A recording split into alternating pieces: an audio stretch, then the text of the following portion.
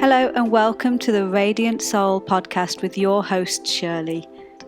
Did you forget just how amazing, beautiful and powerful you are, my love? Did you forget how innately worthy, deserving and lovable you are, and how infinitely abundant and rich you are as a soul living right now in this moment? It's okay. We live in a world where we are constantly bombarded with messaging and marketing that tells us we are lacking, incapable or not enough. This is the podcast to disrupt that pattern. We're going to bulldoze some beliefs and behaviors that don't serve us, and we're going to remind you just how perfect, whole, and awesome you are right now, helping you live your best life with full agency and remembrance of why you are here. I'm Shirley, a lifelong dedicated radiant soul, and I'll be your host as we journey deep and have fun learning how to live a radiant soul life that is your best life. But first, I wish to acknowledge, and please forgive any mispronunciation, that this podcast is being recorded in my home in Montreal, also known as Tiohtià:ke, which lies on unceded Indigenous lands and waters, which the Kanyen'kehaka Nation is recognised as the custodians, and I honour them, this land, and my ability to bring this podcast to you from here. Thank you for joining me, and let's dive into today's episode.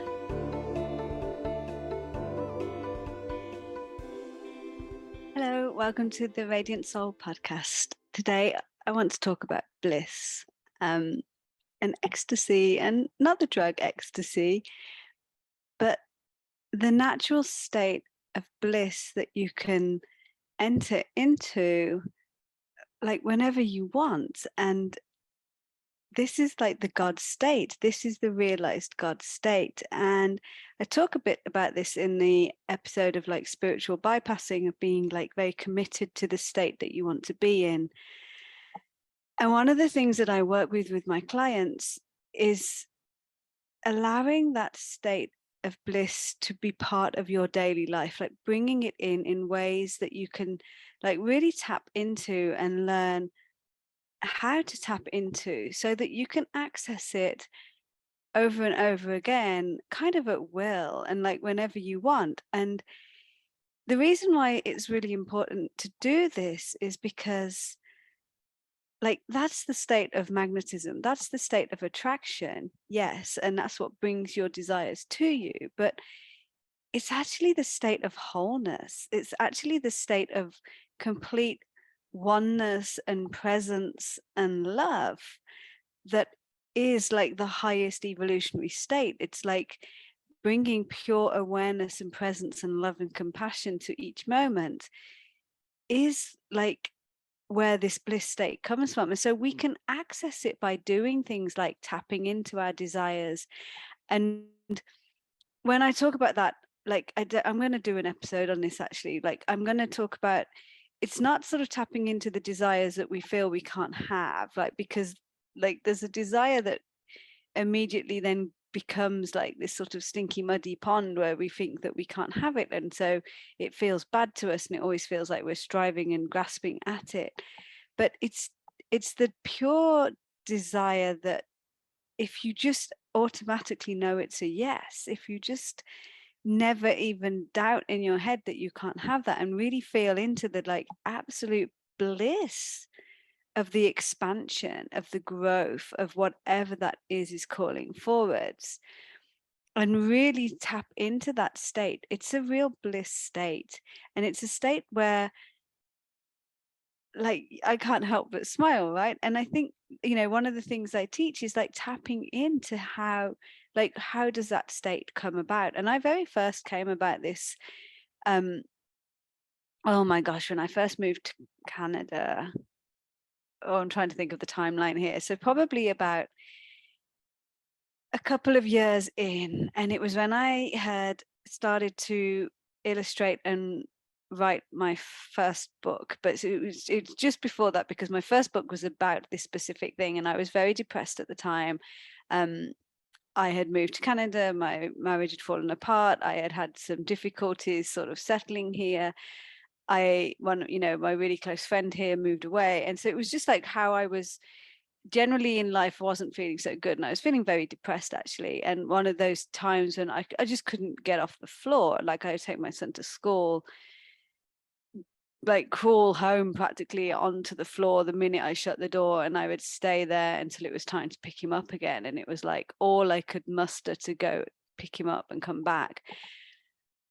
And I decided like I couldn't go on like this. I couldn't carry on not having any joy in my life. And so I tapped into like, you know, how I can find joy and what I can do to cultivate joy. And so I went out there and I looked for practices, I looked for tools, I like read books, I listened to podcasts, I watched YouTube videos and found anything I could that might spark joy in me. You know, I've been watching Marie Kondo this week, so I was spark joy. And I would literally do these things. And one of the practices that I did was sit in front of the mirror, and I would set a timer for a minute on my phone, and I would set an alarm to go off at like 5 times in the day. And when it went off, I went and sat straight in front of my mirror, put my minute timer on, and would grin at myself, like literally grinning at myself like this. If you're watching the YouTube video, you'll see my grin. Maybe you can hear it in the podcast in my voice. And I would just grin at myself. And it didn't matter how stupid I felt. It didn't matter whether I had anything to grin about. I would just force it until it became like completely natural. It became like this state that it was just so easy to instantly look in my mirror and just grin at myself. And I remember like after doing this for 2 or 3 weeks, and I was walking down the road, and this man was walking towards me, and I swear to God, I mean, he looked like an angel. He looked, there was just something ethereal about him. And he just clocked eyes with me and grinned at me in the most beautiful grin. And it was like, I mean, it was like being touched by an angel, like the experience. It was just like, just this moment of like pure connectedness. And then I went to grin back, and I realized I was already grinning. And I'd actually just been walking down the street with this huge grin on my face. Like, because I was just in this state of like pure bliss and joy. And then, what happened was this person responded to my grin. But like for me, it felt like he grinned at me, and it was like a moment of connection, but it was like actually a reflection of the joy that I was feeling internally. And so that's when I first sort of had a sense that you can tap into these states, and that they're not external to us. Like, we really believe that everything is outside of us. And, if only we can have this thing, then we're going to feel amazing. And, they'll talk about this in law of attraction all the time. Like, the idea is, you want the state, not the thing. And it's true. Like, it is absolutely true. And the point is, though, is that by tapping into having the thing, then that can be an access point to the state. So that can be the access point. So one of the techniques that I teach is, to really tap into the joy of the yes to your desire, your biggest, wildest desire, or something that's really, that just feels freaking good when you feel into it. And then allowing the yes to sort of and knowing that desire is yours, like allowing that yes to permeate into your whole being and create this state of pure bliss. And like, I know when I'm doing it with people, when they get it or not, because they literally go from like, thinking with the frown on their face, and you can tell they're like thinking to just grinning. Like there was just this moment where it just like they can't stop grinning. And it's a state that you can practice over and over and over again. And it's being committed to that state, right? And it's like, why would you want to be committed to that state? Well, because it feels flipping amazing. Like, because nothing matters when you feel that good, right? Because nothing then can actually knock you off course. You are then completely like what's that word? Inconvincible? No. I've forgotten the word. What's invincible? Like you're completely invincible, and nothing can knock you off course then, because you're just so in alignment and so in your state of one with who you are as an expression of the divine.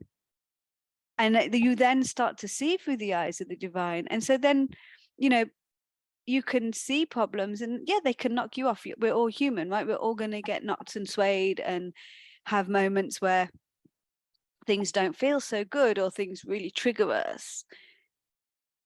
And then the knowing, if you have practiced this state enough, the knowing then that you can just tap into it, you can just come back to this blissed out state of awareness. And then when you're in it, like, what you realize is that you don't actually really need the thing or the desire that you think or anything, because you're what you're feeling is whole and complete. What you're feeling is fully allowed, accepted, wanted, desired to be here. Like, you're feeling the worthiness that is innately yours. You're feeling the wholeness that is innately yours. You're feeling the divine that is innately you in that moment. And it really does feel like bliss, and it really does feel like ecstasy. And you can then teach your body this. You can teach literally how to override what's going on and tap back into that state of awareness. Like, when I literally sat in front of the mirror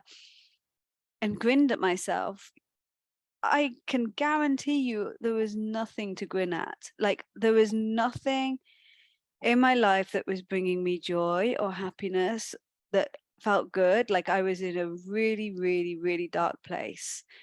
And yet sitting in front of that mirror and grinning induced this like state of well-being. It reminded me of the inner joy that I already have. It reminded me that I am already whole and complete. It reminded me that I'm already joyful, like that this state isn't outside of me. This state is inside of me, and I can access it at any point. And it's the same for every single one of us. You know, I'm talking about me, but that's just because it's my experience. But it's the same for each and every one of us. And it's this state that really is inside of you, and it isn't outside of you, and you're not separate from it. And the thing that you think you want really is actually the state of being, of this connectedness, of this joy, of this wholeness. And you'll find that the more you tap into this state, like, just naturally, the more magnetic you become to the things that you want in life. The more opportunities show up, the more amazing people show up, the more connections and synchronicities happen, because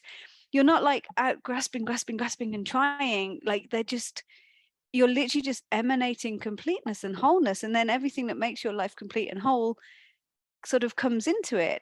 And it might not be that it comes straight away, right? Like, you've got to not fact check your reality with what you're desiring, because if you're doing that, then you're still thinking it's outside of you and you still haven't got the point. But like, if you can just tap into this beautiful feeling of bliss and joy, and like, however you do it, like, just tap into it. Some people can do it, and one way I do it is opening your heart and just feeling the love.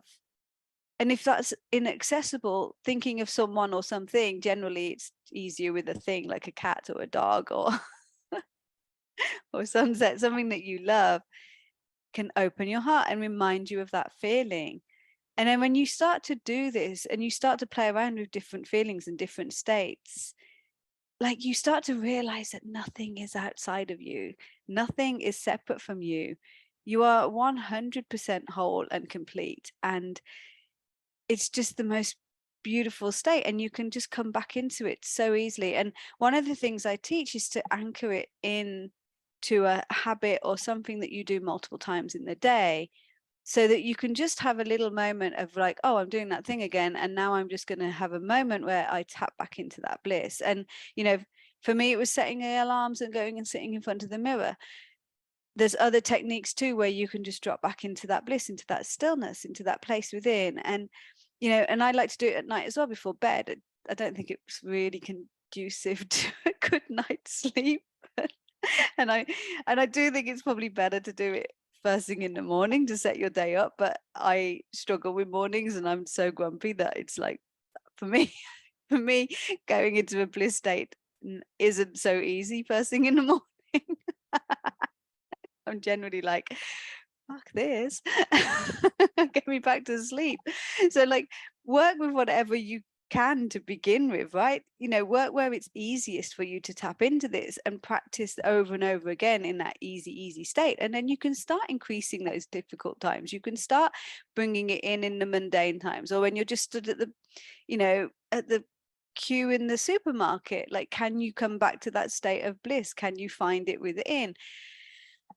And then when life, when the poop hits the fan, when life gets difficult and you're really struggling, then you're able to come back, and you're not going to suddenly start grinning at terrible stuff in front of you, but you are going to be able to recognize that place of centered awareness, of love and compassion and pure presence that is synonymous with this state of bliss, with this God state. And from there, you can bring your best self to the situation. And there's nothing spiritually bypassy about that. It's like literally bringing your best self to a situation. It's how emergency services all around the world can actually show up with complete presence when they're needed in those moments of emergency, right? Because they're not reactionary, they're not in that state, but they're in a centered, calm place. And that's no different, right, to when life triggers you and when you're feeling hurt or upset or whatever. Like, can you come back to that moment of centeredness? And the more you can practice techniques like stepping into bliss, of like finding those moments of like, pure connectedness, and being so committed to that state that you practice and practice and practice, so that it becomes part of your daily life. And it's almost like you don't even think about it. And it just feels so good to drop into it. Like, I just did it then. Can you see my grin? It's like I can't help myself. And then when you do have difficulty, you can show up as your best self, because you can recognize that state of wholeness and completeness. And that feels like bliss. And it also feels like complete present awareness and love, depending on what's going on in front of you. So it's about being committed to this state, and it's about finding those ways that you can drop into it. And it's just a really beautiful, powerful tool, and something that I highly recommend. And I want anyone that works with me, it's like, you got to get this, because this is part of living a soul rich life, right? This is part of being a radiant soul. Because when you're tapping into this, the greatness, the wholeness, the soul, like just the infinite possibilities and the bliss of that, and the bliss of the yes to all that you could imagine and desire, and expansion, and like the beautiful yes to that. Like, I mean, honestly, when you're like there and you're feeling it, you don't even care if you get any of that shit. Like, who cares? It just feels so good in the moment that you then become a magnet for it, which is really bizarre. It's like an oxymoron. And yet you don't care for it now. It's like, it's just this extra beautiful bonus, but you've already had the taste of the completion, the wholeness, the joy, the connection, the knowing of divinity, the knowing of infinite possibilities, the knowing of limitless living. And it feels like bliss. And there's no other way around it. And it's already in you. Like, that's the beauty, right? That's the absolute beauty of this. It's already in you. It's not going anywhere. No one can take it away from you. All you can do is disconnect from it and forget about it. And so your job, because we're pretty much all disconnected from it and all think that we're walking around in our own little separate bubbles, disconnected from everything, the job, the work is to come back to that, is to keep committing to that state, keep committing to reminding yourself of that beautiful, blissful, wonderful state. And with that, I'm going to grin away, love you and leave you, and wish you bliss, right? And if you need any help with this, like, reach out, because I have tools, I have meditations available that can help you step into this. So I love you lots. Have a great day. Thank you for listening. Bye. To find out more about how to work with me, then visit soulartbyshirley.com, where you can find out about commissioning your very own uniquely channeled radiant soul painting, purchase soul art and prints directly from the art shop, or join one of my courses. And if you love this podcast, then please share with your friends, leave a review, and hit the subscribe button so you won't miss another episode. Plus, as a thank you for leaving a review, take a screenshot of your posted review and send it to soulartbyshirley@gmail.com to receive a free copy of your Radiant Soul hypnosis. Thank you for listening to the Radiant Soul podcast, and as always, I love you.